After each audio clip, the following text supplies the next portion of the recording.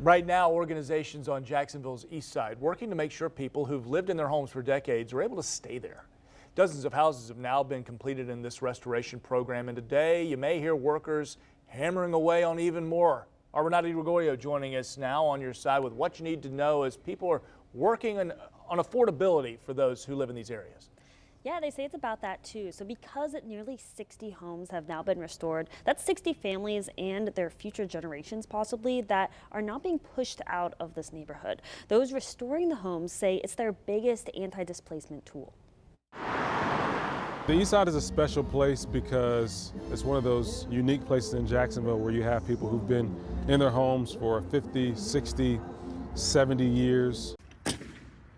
To understand the effort behind restoring nearly 60 Eastside homes piece by piece, you have to understand the Eastside's history and its people. It was a place of refuge for African Americans.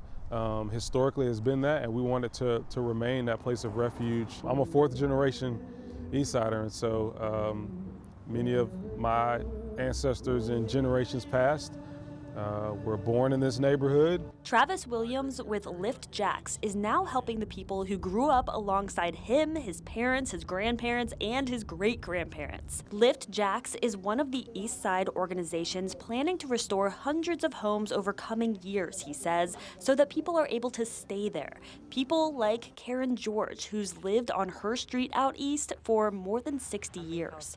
I do intend to leave it for my children when I leave.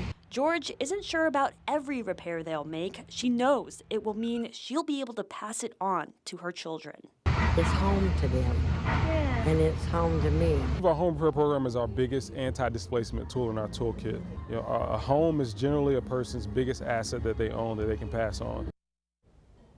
If you want to get involved with this project, you can learn how on this story on firstcoastnews.com.